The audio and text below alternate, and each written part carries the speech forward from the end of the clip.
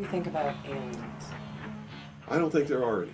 At one time, I thought that there were, simply based upon documents that I'd seen while I was attached to the intelligence briefing team, the commander-in-chief of the Pacific Fleet. At that time, and even for many years afterwards, I did not believe that the government would use me in that way. I had devoted my whole life to government service. I had been in the Air Force, I was in the Navy, I was a river patrol boat captain in Vietnam. I had proved myself. I had combat ribbons with the V for Valor. Um, there was no doubt of my loyalty to my country. And maybe that's why it was so easy to use me, because I wouldn't doubt that what I saw was real. But over the years, I've done a lot of research. And what I've discovered is there's no proof existing anywhere that extraterrestrials are real, or that have ever visited this planet, or that they exist anywhere in the universe. There is not one shred of evidence anywhere. There is lots of evidence, tons of it in fact, that there are a group of people collectively known as the Illuminati who want us to believe in some extraterrestrial threat from space so that they can cause a world government, bringing together of all the people to resist that external threat. And the first time that I saw any reference to that, I was reading some papers from the Carnegie Endowment Fund, and there was a record of a speech. It was a dinner for Viscount Ishii of the Japanese delegation, the Japanese imperial delegation, in 1917. And John Dewey was one of the speakers. And the first sentence out of his mouth, as I was reading this, I almost fell out of my chair, because this was in 1917, and he said the best way to cause all the people of the world to come together in one world government and end war forever would be if we were attacked by some other species from some other planet. And boy, that just clicked with me, and I knew that that this is just another scam. This is the age of deception. There's no doubt about it. And then 8 times during Reagan's administration, he inserted almost the exact same phrase into 8 of his speeches. And it's a scam. That's what I can tell you. What they call UFOs, these craft that fly around the sky, are real. But they're not piloted by some little green guy from some other planet. They're owned and operated by the United States of America for one, the Soviet Union for another, probably Great Britain, Canada. I think the first really operable ones were probably manufactured in Western Canada, in the wilderness, in a place especially built to create those machines, like we created the Manhattan Project, and the same kind of secrecy surrounded it. So the technology is real. It's been kept secret, and it's been used to promote this concept that there's an alien threat to this earth. The cattle mutilations I've discovered in my research are nothing more than what's left after the government does its secret tests on the low-level radiation leakage from its atomic weapons assembly plants and atomic power plants. It's a low-level radiation monitoring project. And if you look at what's missing in the cattle, you'll see that it's just as clear as day. They take the lips, they take the tongue, they take a 6-inch patch of skin, they core out the rectum, the colon area, where those kinds of things would collect. They pass through the digestive system. On female cows, they take the udder to check for low-level radiation in the milk. This is being passed to the calves. And these are all grazing animals that graze on the grass where the radiation falls when it falls from the air. And it's just an incredible deception. And I'm just amazed that people have fallen for it in the manner that they have, in the absence of any proof whatsoever.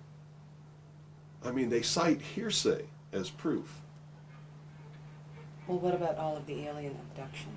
They're not abductions, they're the results of a tremendously successful and very sophisticated mind control operation, all of which has been in development. They started working on those kinds of things since before World War II, but they have perfected them.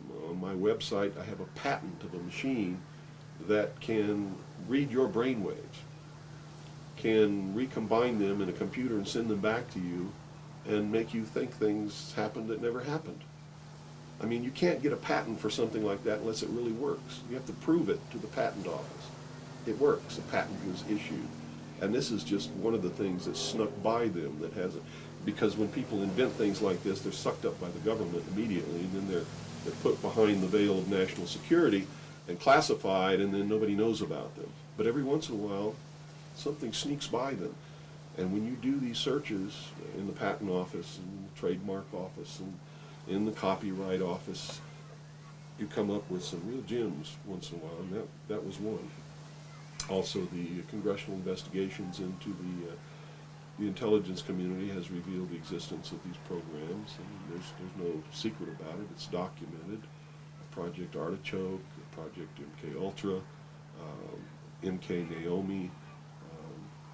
I could go on and on and on all day long, and if you had the time in your movie, we could lay out all the documentation, which is official government documentation, and prove beyond any shadow of a doubt that it's true. But that's what it is. It's not extraterrestrials coming down. The human body cannot pass through walls or roofs, or through windows that are closed. This is all the product of the imagination and people's willingness to believe something because they want it to be true. I don't know why they would want it to be true. You see, because if it were true, these are not friendly aliens. They're doing some terrible things to people. If I were to kidnap somebody, pass them up through the roof, and take them somewhere, and perform operations on them, and take samples of semen and ova from their reproductive organs, and plant thoughts in their mind, and all this kind of stuff, and then bring them back, guess where I'd be right now? In prison. That's kidnapping. It's criminal. It's a terrible thing. So there's a morbid sense about all this too, as if people want to be hurt for some reason.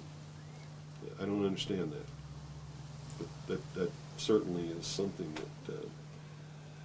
that somebody needs to look at. Why do people feel that this needs to be real? What in them says, I want to be abducted and abused and kidnapped and raped and all of this stuff against my will?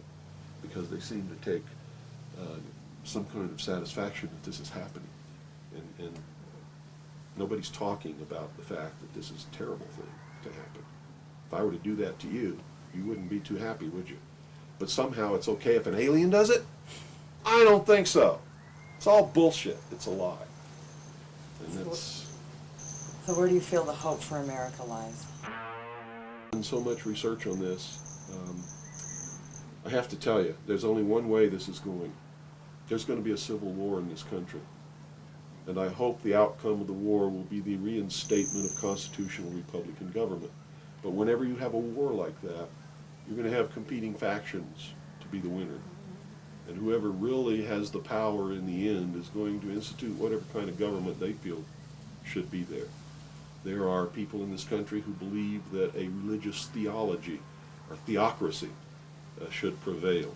Well, if that happened, we'd have burnings at the stake again, and inquisitions, and heretics, and all of these kinds of things. So that can't be allowed to happen. Can't be. Doesn't matter what my religion is. It can't be allowed to happen. There are people who want a socialist government, much like the one in Sweden. There are people who want to create in the United States what the Soviet Union had hoped to be. There are real Nazis, all of them socialists. Hitler was a socialist. So I see the future as being tremendously dangerous for all of us. Me and many others like me are going to perform a valiant attempt to reinstate, restore legitimate, lawful, constitutional Republican government. Whether or not we're going to be successful, I can't tell you. But I will tell you that once this war starts, it's going to be terrible, it's going to be bloody, and it'll last for 10 or 15 years. That's the nature of this kind of conflict.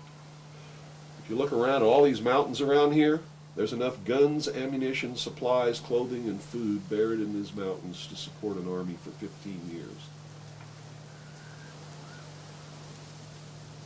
And I don't think the American people realize that they're on the brink of a civil war.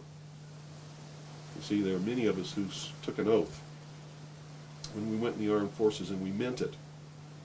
We volunteered. We weren't drafted. We care about this country. And the oath was to protect and defend the Constitution against all enemies, foreign and domestic. And we will fulfill that oath, even if it means we die in the process of doing it. It's that simple.